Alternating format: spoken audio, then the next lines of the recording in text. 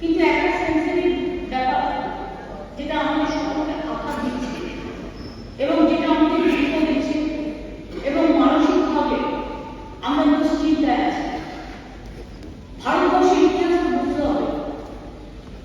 ভারতবর্ষের উন্নয়ন ছিল পাকিস্তান, বাংলাদেশ, ইন্ডিয়া, ভারত তিনটে নিয়ে কিন্তু উন্নয়ন ইন্ডিয়া ছিল। দেশ ভাগের পরে পাকিস্তান আলাদা হয়ে গেছে, বাংলাদেশ আলাদা হয়ে গেছে, ভারতবর্ষ আলাদা হয়ে গেছে। আজকে বাংলাদেশের সাম্প্রতিক যে ঘটনাগুলো ঘটছে, আমি এসব ব্যাপারে ইন্টারনেটে করবো না, কারণ বাংলাদেশটা অন্য দেশ, এটা আমার এখতিয়ারের মধ্যে পড়ে না, এটা সেন্ট্রাল গভর্নমেন্টের এখতিয়ারের মধ্যে পড়ে। কিন্তু এই হাউসে থেকে আমি একটু বলতে চাই যে কিছুদিন আগে আমাদের প্রায় ৭৯ জন মৎস্যজীবী তারা ট্রলার নিয়ে ভুল করে ডুবে গিয়েছিল। আগে আমরা বুঝতে পারতাম না কোনো মৎস্যজীবী ডুবে গেলে যে তারা আদৌ বেঁচে আছে কিনা, কোথায় আছে। এখন আমরা একটা কার্ড সিস্টেম করেছি, আমরা ট্র্যাকিং করতে পারি এবং আমরা ট্র্যাক করে দেখলাম তাদের বাংলাদেশে থানায় নিয়ে যাওয়া হয়েছে, ডিটেন করে রাখা হয়েছে, তারপর তাদের জেলে নিয়ে যাওয়া হলো। আমি হাউসে বলতে আমার কোনো দ্বিধা নেই, এটা আমাদের এতে আমি জানি না ইন্টারন্যাশনাল চুক্তি অলঙ্ঘন হয়েছে কিনা, কিন্তু আমি সেটা করতে চাই না। কিন্তু আমরা নিজেরা আইনজীবী দিয়েছি তাদের জন্য, ভারত সরকারকে বারবার ব্যাপার আমরা জানিয়েছি, কিন্তু আজও তারা মুক্তি পায়নি। আগে কিন্তু এটা হতো না। তার পরিবর্তে একটা ঘটনা বলি, বাংলাদেশের একটা জাহাজ এখানে এসে ক্যাপসাইজ হয়ে গেছে, বাংলাদেশের একটা ট্রলার। আমরা কিন্তু তাকে উদ্ধার করেছি, তাকে চিকিৎসা করেছি এবং তাকে কিন্তু আমরা তার মর্যাদা সহ তার পাসপোর্ট ছিল, অফিসিয়াল ডকুমেন্ট ছিল বলে আমরা ফিরিয়ে দিয়েছি। কিন্তু আজকে আমাদের অনেক বন্ধু বান্ধব, অনেক সতীর্থ, অনেক পূর্ব যারা পূর্বেও এসেছিলেন, তাদের অনেক আত্মীয় স্বজনের ওখানে সম্পত্তি আছে, তাদের পরিবার আছে, তাদের পরিজন আছে, এরপরে তারা থাকে, কিন্তু ওখানে মেয়ের বিয়ে হয়েছে, ছেলের বিয়ে হয়েছে, তারা কিন্তু অফিসিয়াল পাসপোর্ট হোল্ডার। আমি বেআইনি অনুপ্রবেশের কথা বলছি না, এটা সেন্ট্রাল গভর্নমেন্টের আন্ডারে বিএসএফ পাওয়া যায়, আমরা পারবো না বলার, এটা তাদের দায়িত্ব। বাংলাদেশের সাম্প্রতিক ঘটনা নিয়ে আমি কোনো কথা বলবো না, এটা নিয়ে যা বলার ইন্ডিয়া গভর্নমেন্ট করবে। কারণ আমাদের তৃণমূল কংগ্রেসের পলিসি হচ্ছে আমরা এক্সটার্নাল অ্যাফেয়ার্সের ব্যাপারে সেন্ট্রাল গভর্নমেন্টের পথে চলে, আমরা সেই পথটাকে আমাদের পথ বলে মেনে নিই। কিন্তু গত 10 দিন ধরে আমি দেখছি government of India is totally keep mum, একদম চুপ করে আছে। আর তার পার্টি রোজ মিছিল করতেই পারে, একটা স্বাধীনতার অধিকার, কিন্তু তারা বলছে আমরা বর্ডার আটকে দেবো, খাবার পাঠানো দেবো না।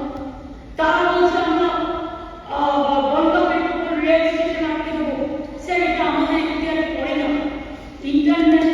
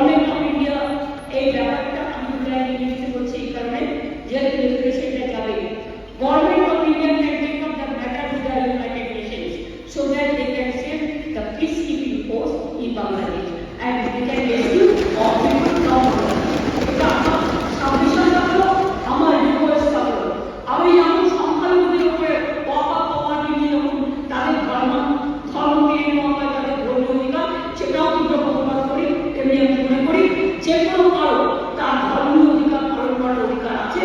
সেক্ষেত্রে আমি হিন্দু বলে দাঁড়িয়ে দিলাম, বা কেউ মুসলিম বলে দাঁড়িয়ে দিলাম, বা কেউ শিখ বলে দাঁড়িয়ে দিলাম, বা কেউ খ্রিস্টান বলে দাঁড়িয়ে দিলাম, এটাকে আমরা মেনে নিতে পারি না। আমরা সবাইকে ভালোবাসি, সব ধর্মকে ভালোবাসি, সব জাতিকে ভালোবাসি, সব ধর্মকে ভালোবাসি। মনে রাখবেন, এই পৃথিবী একটাই দেশ, আমাদের সবার রক্ত এক। দুই দেশে আমাদের স্পেশাল সেন্টিমেন্ট, আমাদের ভাষা এক, আমাদের সংস্কৃতি এক, আমাদের কথা এক। এটাও আমি জানি। দিল্লিতে অনেক সময় বাংলা ভাষায় কথা বললেই তাকে অনুপ্রবেশকারী বলে তাকে অ্যারেস্ট করে নেওয়া হয়, অনেক অত্যাচার পর্যন্ত করা হয় অনেক জায়গায়। তা সত্ত্বেও আমরা মুখ বুঝে সহ্য করি। বাংলা ভাষায় কথা বলাটা অপরাধ নয়, যেমন অন্য ভাষায় কথা বলাটাও আমাদের